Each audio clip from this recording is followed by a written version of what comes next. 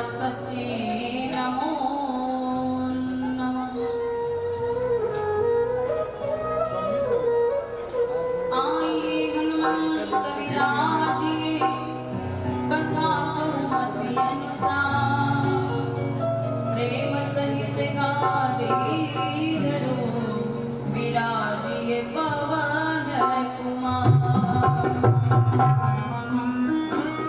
श्री गुरु चरण सरोज रज निज मन मुकुर सुधार, बरनोरथ बर विमल जसु चोदायक फल चार। अज्ञानतिमिरान्धस्य ज्ञानाञ्जनया शलाकया चक्षुरुन्मीलितं येन तस्मै श्री गुरवे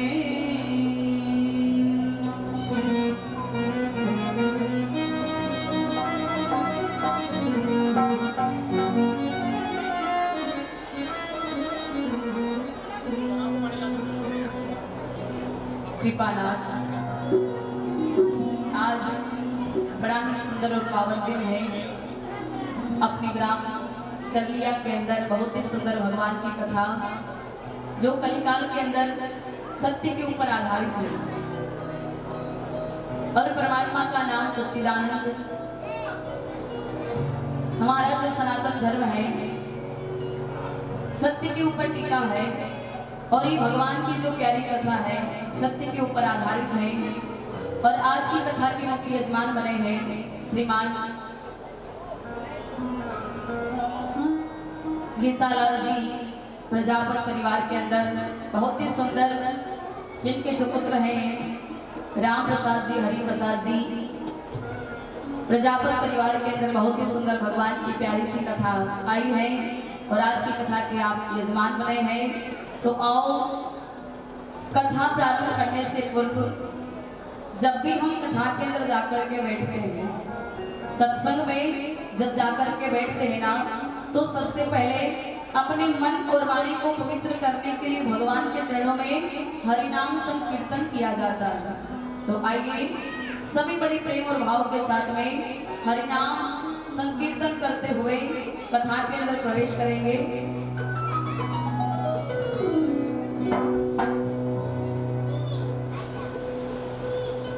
श्याम प्यारे से राम प्यारे से बाकी बिहारी से मुरली वाले से काले काले से श्याम प्यारे से जिसका संबंध है उसे हर घड़ी आनंद ही आनंद है, उसे हर घड़ी आनंद ही आनंद है। श्याम प्यारे से मेरे राम जी से, राम प्यारे से मेरे राघव से जिसका संबंध है उसे हर घड़ी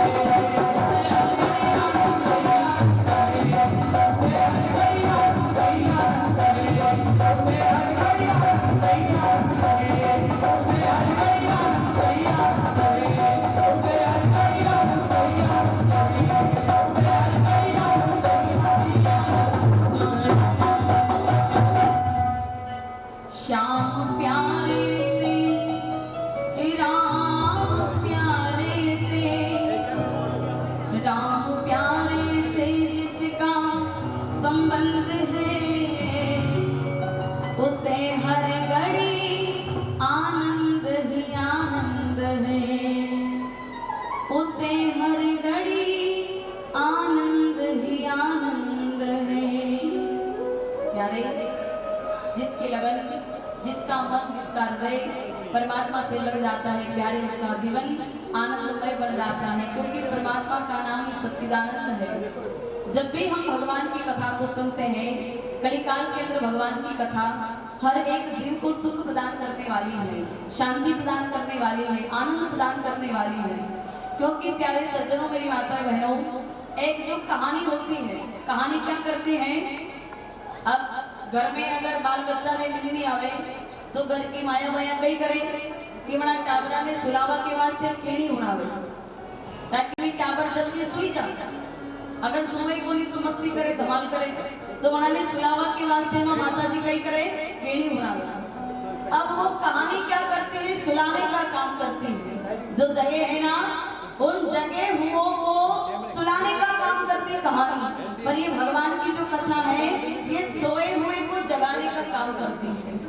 जो सोए हुए हैं अपने जीवन के अंदर, जो बिल्कुल सो गए, जो परमात्मा को भूल गए कि हम दुनिया के अंदर आए हैं, भगवान से तो वचन लेकर के आए थे कि हम प्रभु जा रहे हैं, आपका हरि भजन करेंगे, गुणगान करेंगे, आपका गुणानुवाद करेंगे, पर धरती पर आने के बाद में व्यक्ति भूल जाता है और इस भगवान की मोह माया के अंदर वो भूल जाता है। भगवान की माया है जो पृथ्वी पर जिसने जन्म लिया ना, ये भगवान विष्णु की माया है, सबके साथ में छल करती है और व्यक्ति उसका मन माया के अंदर रह जाता है, वो बाहर निकल नहीं पाता। भगवान की कथा से जो जुड़ जाता है, धीरे धीरे जब उसको आभास होता है, सत्संग जब आत्मा का ज्ञान होता है, आत्मा का ज्ञान हुआ था। भगवान के ऐसे अनेक भक्त हुए जिन्होंने भगवान का गुणानुवाद किया, आत्मा का सत्संग श्रवण किया, तब जाकर के उनको भगवान की प्राप्ति हुई। तो प्यारे, ये भगवान की जो कथा आई है अपने चर्या के अंदर, ये जो सो गए हैं उनको जगाने के लिए आई है कि अब जाग जाओ। और प्रजापत परिवार के अंदर बहुत ही सुंदर अवसर आया है, तो हम सभी को कथा के अंदर चल करके कथा का आनंद लेना है। प्यारे, जब कथा सुनते हैं, कथा के नियम तो अनेक हैं, पर यहाँ भगवान की कथा कोई नियम नहीं, पर फिर भी जब कथा होती है, कोई धूम्रपान करने वाले हैं, बीड़ी सिगरेट तंबाकू गुटखा खाने वाले, तामसे जो भी आप खाते हैं, तो जब तक कथा चले आप थोड़ा अपने मन को रोक लेना, जूते चप्पल पाँव में न हो, क्योंकि भगवान की कथा है। तो आओ बड़े प्रेम और भाव के साथ में कथा के अंदर प्रवेश करते हैं।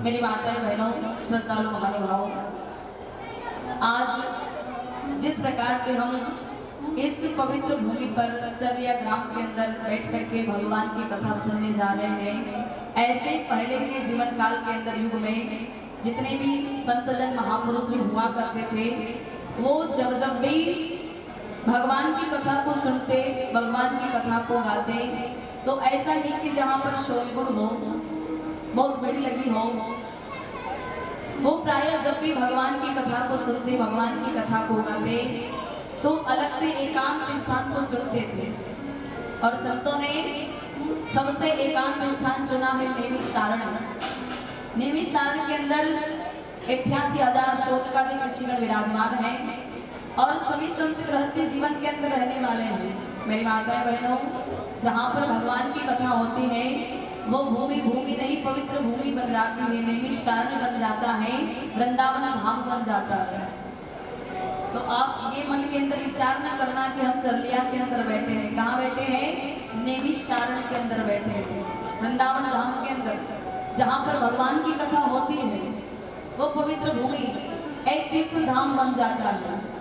तो हम सभी वृंदावन की भूमि में बैठे हैं, नैमिषारण्य के अंदर, जहाँ पर भगवान की कथा चल रही है। 88,000 शोधव्याति ऋषिगण सभी गृहस्थी जीवन के अंदर रहने वाले। अब गृहस्थी जीवन के अंदर तो रहते हैं, पर जब संत से संत का मिलन हुआ, 4 मिले 64 मिले 20 रहे गणगौर, हरिजन से हरिजन मिले 20 से 7 करोड़। यानी जब संतों का मिलन होता है, क्या चर्चा होती है? गृहस्थी जीवन की नहीं, केवल भगवान की। भगवान की चर्चा करने लगे, भगवान की कथा को एक दूसरे को सुनाने लगे।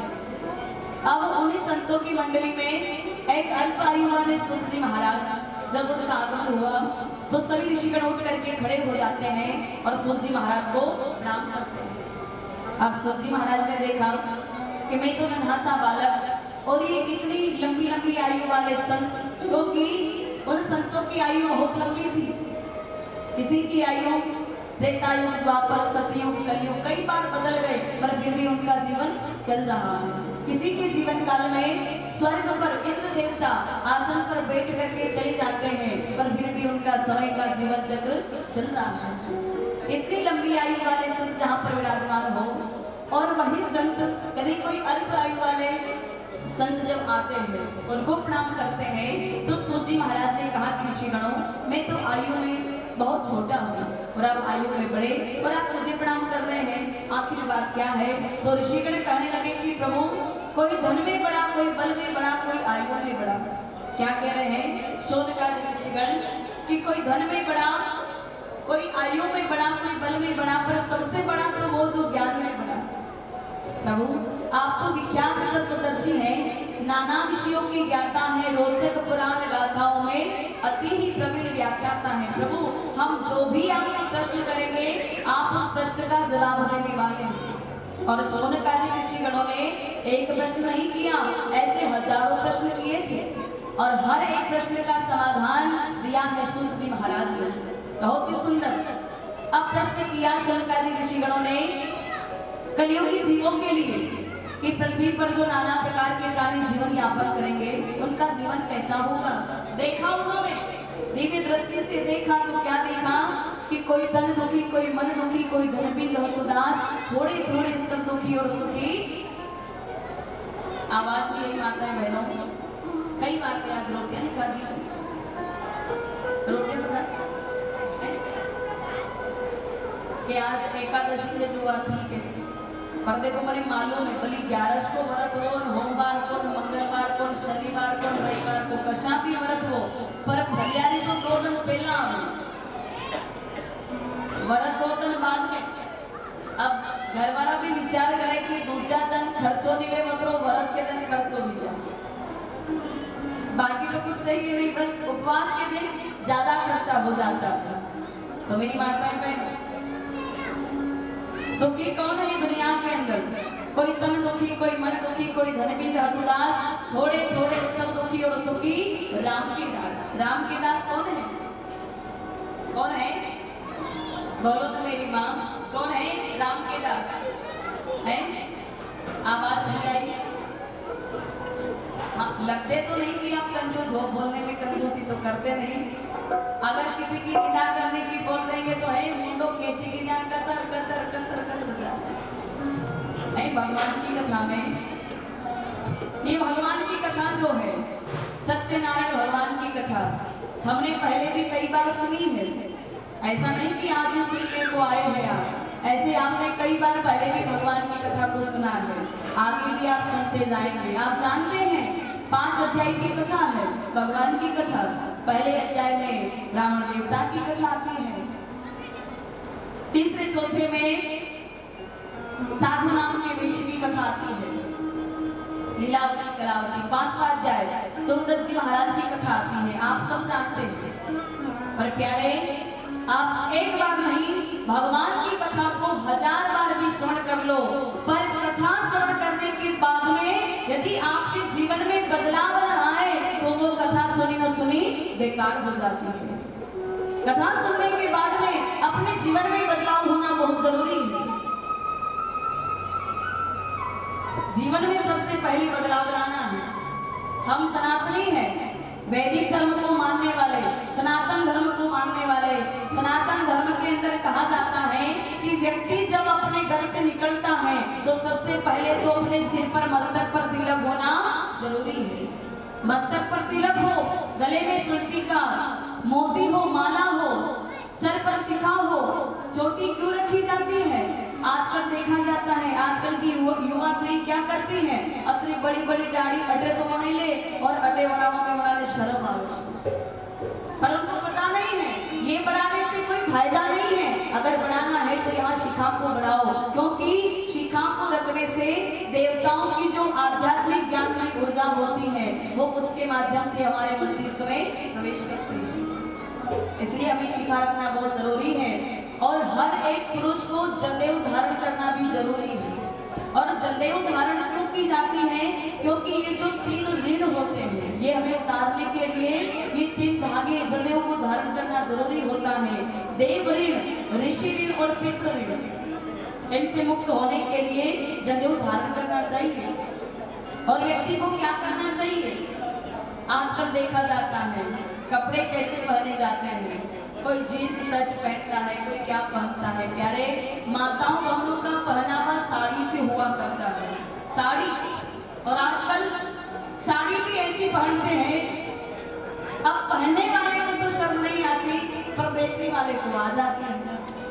प्यारे भगवान ने देखो ऐसा तो नहीं कहा कि आपको कपड़े कैसे पहनना है, अरे पहनो आप, ऐसा नहीं। हम जानते हैं आपके पास में बहुत धन है, पैसा है, अथाह संपत्ति है, पर प्यारे कम से कम भगवान ने ये जो तन दिया है ये किसी को दिखाने के लिए नहीं, इसको कम से कम ढक के रखा करो, क्योंकि ये दुनिया बहुत खराब है।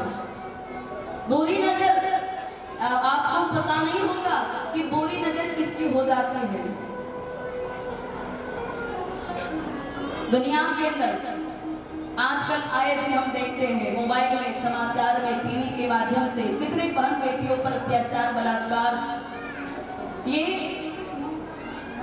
बुरी नजर वालों से बचने के लिए अपने तन को ढकना बहुत जरूरी है। आप कपड़ा पहनो, केवल चेहरा नजर आए, बाकी पूरा तन ढका। पुरुष वर्ग के अंदर आपको धोती कुर्ता पहनना चाहिए, क्योंकि हम सनातनी धर्म को मानने वाले हैं, वैदिक धर्म को मानने वाले। अगर आपसे कोई कहे कि आप कौन हो तो आप यही कहोगे कि हम सनातनी हैं, हिंदू हैं। बताओ आप हिंदू हो तो आपकी पहचान क्या है? क्या पहचान की आपने अपने हिंदू धर्म, सनातन धर्म को? क्योंकि सबसे बड़ा धर्म ही हमारा सनातन धर्म है। प्यारे ये भगवान की कथा है, ऐसा नहीं कि इधर से भरा और इधर जरा है। ये काम किसका होता है? सांप को देखा आपने? सांप क्या करता है? बिल में जाता है फिर निकल जाता है, बिल में जाता है फिर निकल जाता है। प्यारे हमें वो काम नहीं करना है, इधर भरा इधर जरा। फिर क्या फायदा कथा सुनने से? कथा को सुनो आप, एक कान से नहीं दोनों कान से सुनो। दोनों कान से यदि कथा को सुनोगे तो जीवन में बदलाव जरूर आएगा। संतों ने बड़ा सुंदर प्रश्न किया है। तो सूत जी महाराज ने संसार हित के लिए प्रश्न किया। कलयुगी जीवों के कष्टों को दूर करने का उपाय जब पूछा कि कलयुग के अंदर जो नाना प्रकार के प्राणी जीवन यापन करेंगे उनका जीवन कष्टों से भरा पड़ा होगा, उपाय के लिए पूछा। तो यहाँ पर लक्ष्मी नारायण और नारद जी का संवाद सुनाते हैं। नारद जी महाराज, एक समय की बात है, वैकुंठ लोक का भ्रमण करते हुए जब पृथ्वी लोक पर आए, सेतुबंध रामेश्वरम गए, काशी वाराणसी गए, उत्तराखंड की यात्रा पर गए, और जब वृंदावन से होकर के गुजर रहे थे उन्होंने क्या देखा? एक दृश्य देखा। हर एक जीव को बड़ा दुखी देखा। प्रयास किया नारद जी महाराज ने, चलो इनको भजन करने की बोलते हैं, पर कहाँ प्यारे, भजन तो करते हैं, भक्ति करते हैं, ज्ञान की बात को सुनना नहीं चाहता, वैराग्य को धारण करना नहीं चाहता। बहुत प्रकार के प्रलोभन प्रयास समझाने लगे नारद जी महाराज, पर नारद जी महाराज स्वयं दुखी हो जाते हैं। उन्होंने क्या देखा? अब यहाँ दुनिया के अंदर देखा जाता है कि व्यक्ति जब एक परिवार के अंदर 4 भाई होते हैं, 4 भाई, अब जब छोटे होते हैं ना, अब पहले तो देखा जाता था कि धन जमीन जायदाद संपत्ति के लिए अक्सर लड़ाइयाँ हुआ करती है, पर आजकल देखा जाता है कि भाई जब छोटे होते हैं ना तो वो आपस में लड़ाई झगड़ा करते हैं। काय के लिए? कि माता पिता मेरे, और जब बड़े हो जाते हैं ना, पढ़े लिखे समझदार बन जाते हैं, तो आपस में लड़ाई झगड़ा करते हैं। काय के लिए? कि माता पिता तेरे, माता पिता, ये लड़ाई झगड़ा अक्सर देखा जाता है। अब नारद जी महाराज ने देखा, बड़े दुखी हो जाते हैं। अब वो विचार करने लगे क्या करें, लक्ष्मी नारायण भगवान के पास में चलना पड़ेगा। और वीणा बजाते हुए नारद जी महाराज लक्ष्मी नारायण भगवान के पास में अपने मन की वेदना लेकर के जा रहे हैं। अब यहाँ पर मेरी माताएं बहनों श्रद्धालु महानुभाव,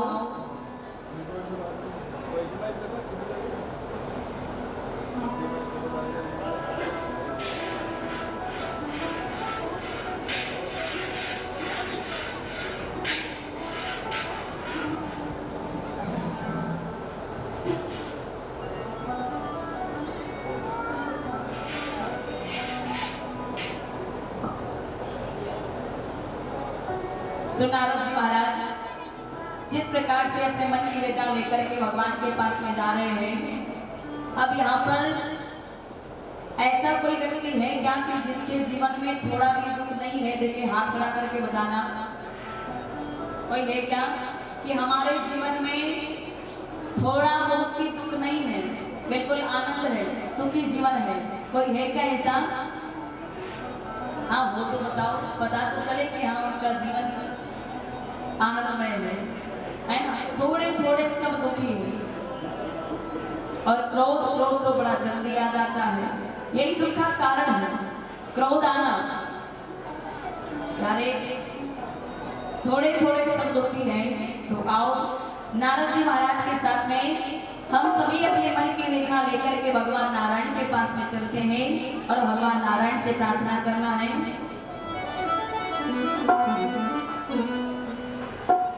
भज मन नारायण नारायण हरि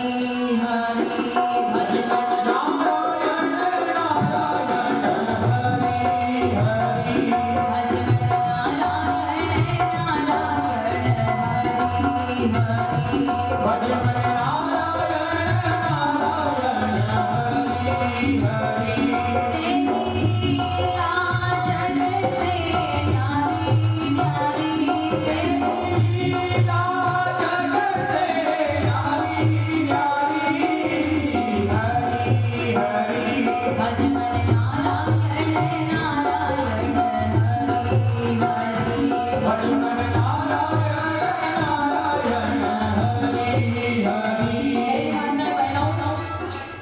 भगवान की कथा के अंदर कीर्तन में ताली वही बजाते हैं जो राम जी के भक्त होते हैं। जो राम जी के भक्त होंगे वो ताली बजाएंगे, और जो रावण के परिवार के होंगे वो ताली नहीं बजाएंगे। तो देखते ही देखिए राम जी के भक्त कौन है।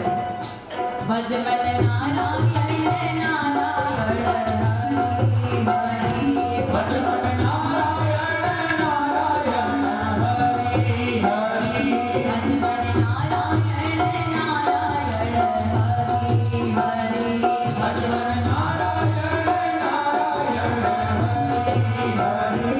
तेरी लीला जग से न्यारी न्यारी, तेरी लीला जग से